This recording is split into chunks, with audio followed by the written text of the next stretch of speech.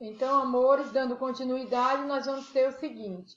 A partir do século XVI e século XIX, nesse período, desembarcaram no Brasil milhões de negros africanos. Os africanos trabalharam especialmente no cultivo da cana-de-açúcar e do café. Mas esses trabalhadores não eram remunerados e viviam em condições de vida desumanas. Não se esqueçam que essa migração foi forçada. Eram homens e mulheres que viviam com suas famílias em suas regiões na África. Então foi algo sofrido, algo assim muito forçado, que teve então que desestruturar muitas famílias na África. Eles na África não eram escravos, mas foram trazidos de lá para cá para serem escravos, né?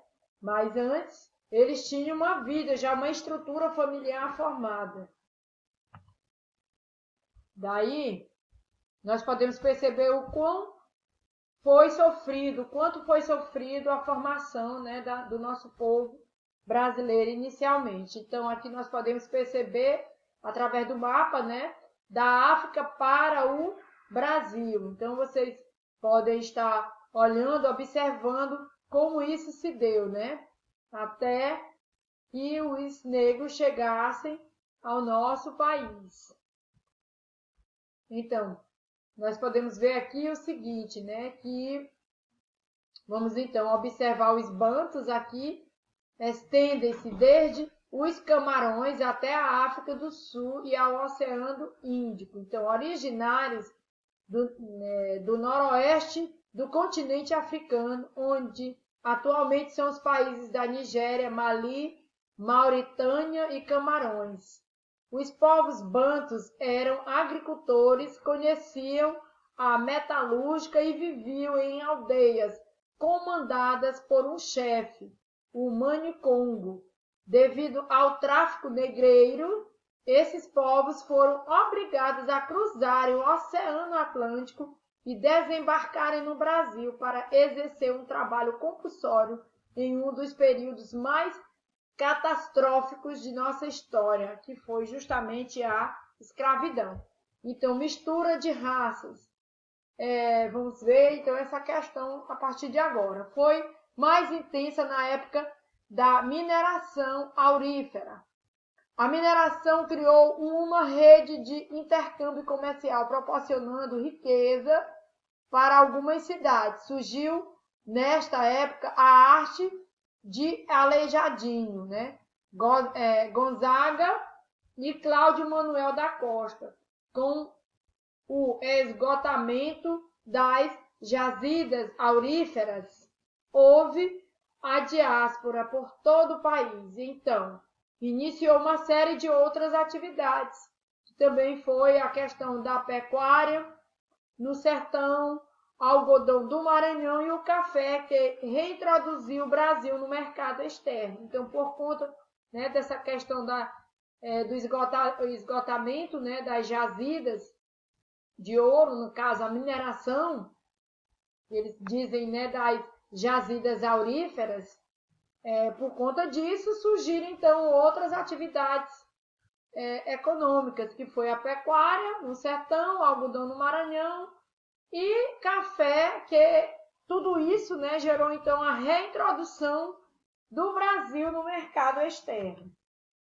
Nós podemos observar aqui, através do mapa, né, do mapa mundial, aí a questão da África, da América do Norte, a divisão, né, das Américas, enfim, todo esse processo que se deu com relação, né, à escravatura.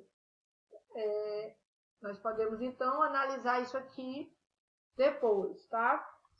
Então, empresa brasileira, elas eram sustentadas por 4 pilares. Então, por isso que coloca-se agora a empresa brasileira sustentada por 4 pilares: escravista, garantia e empreendimento colonial, jesuítica, garantia, o amansamento dos índios e, consequentemente, suas reduções.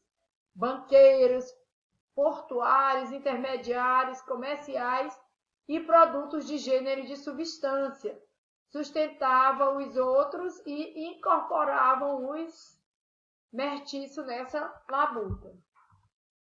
Então, com relação à urbanização, ocorreu devido ao êxodo do campo, pois o latifúndio rural não oferecia condições de emprego a todos após a libertação dos escravos, e assim uma grande massa marginalizados foram favelados nas cidades. Aí você já vê a estrutura das favelas aí bem no início já, ainda nos primórdios. Após a escravatura, tinham então que esses escravos saírem das fazendas e buscar então um espaço na zona urbana, podemos assim dizer. Como não tinha espaço para os mesmos, para a camada marginalizada da sociedade da época, nem empregos, foi então necessário construir casebres, enfim, as favelas. E é o que ainda acontece atualmente, Então, eis aqui a origem das favelas nas cidades. Então, esse ainda é o nosso maior problema, assentar e incluir essa massa de marginalizados no sistema. Disso nasce os estratos da nossa sociedade, classe dominante, ditam as regras, comandam o sistema econômico e político. Profissionais liberais, estratos mais ativos, sendo ora atenuadores, ora agravadores de conflitos. Subalternos, mais combativos, procuram conquistar mais do que têm e não uma reestruturação social. Oprimidos, vivem na esperança de entrar no sistema produtivo. Isso caracteriza o Brasil como uma benfeitoria. Então, o que é que nós podemos perceber aqui, que essa divisão, as camadas que compõem a sociedade brasileira. Industrialização. Com relação à industrialização, nós vamos tem como embrião a Companhia Siderúrgica Nacional, gestão de Getúlio Vargas, e das jazidas de ferro de Minas Gerais. Kubitschek, com a intenção de fazer uma revolução industrial semelhante à da França, concedeu subsídios e incentivos às indústrias que se instalaram no Brasil, favoreceu São Paulo e colocou centro das decisões nas mãos das grandes corporações e empresário externo. Vamos ter também a integração social, que vimos a integração e a inclusão de diferentes imigrantes que vieram ao Brasil.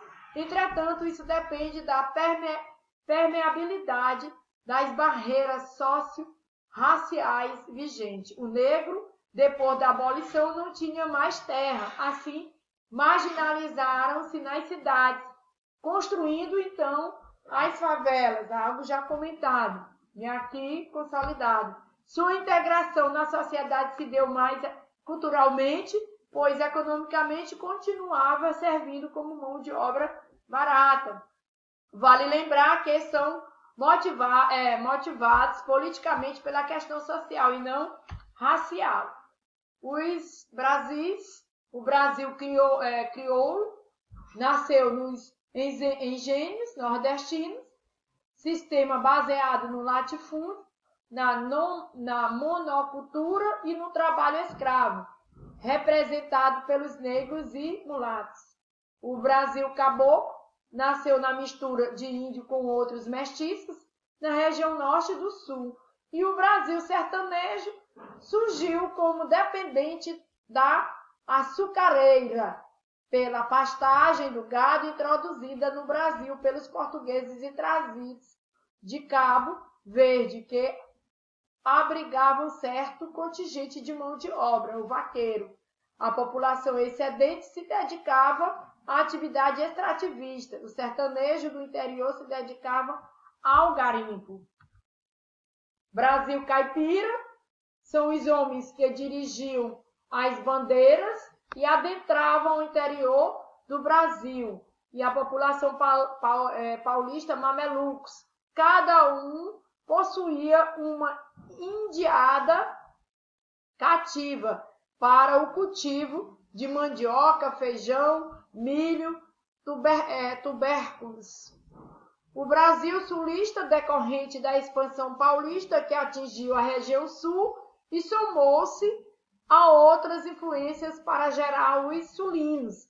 Principal característica é a heterogeneidade cultural. Lavradores matutos de origem açoriana, os gaúchos da zona de campo da fronteira, descendente dos lusos espanhóis com índios, os gringos, descendentes de imigrantes italianos, alemães, poloneses, japoneses e libaneses, principalmente, entre outros, né? Porque existem outros povos aqui que fizeram parte dos imigrantes.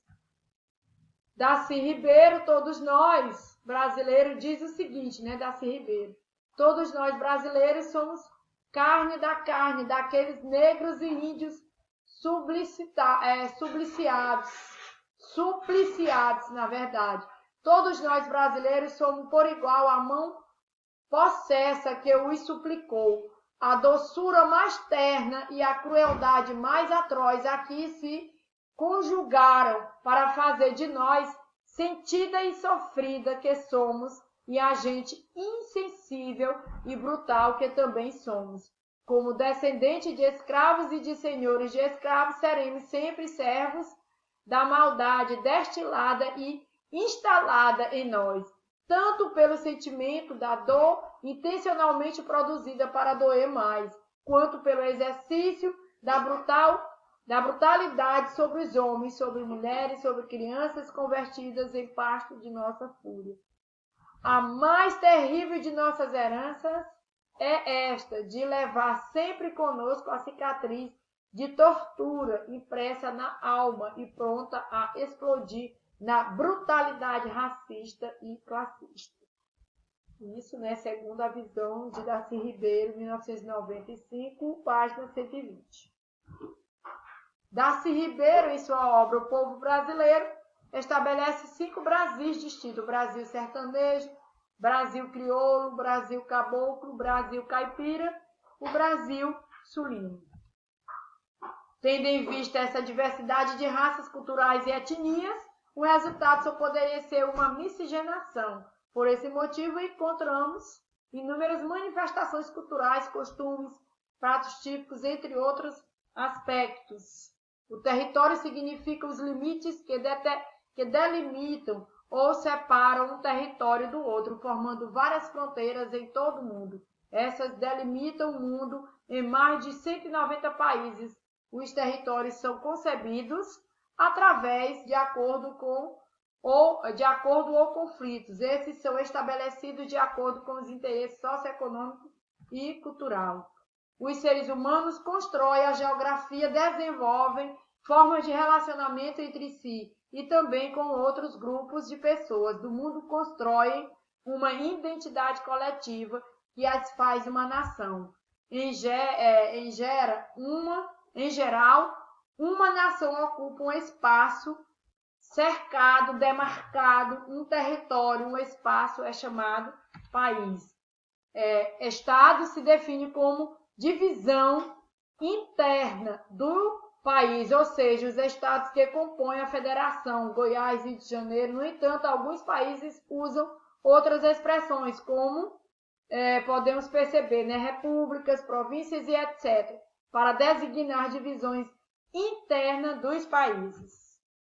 Aqui, meus amores, espero ter contribuído positivamente para o esclarecimento, né, da formação do povo brasileiro e uma visão bem mais ampla da geografia, que não se restringe apenas à questão da paisagem local, né, de vários tipos de paisagem dentro das regiões, mas também do processo de formação do povo brasileiro, e a geografia não pode ser estudada desassociada do componente história, tá? Então, um forte abraço e até um próximo estudo.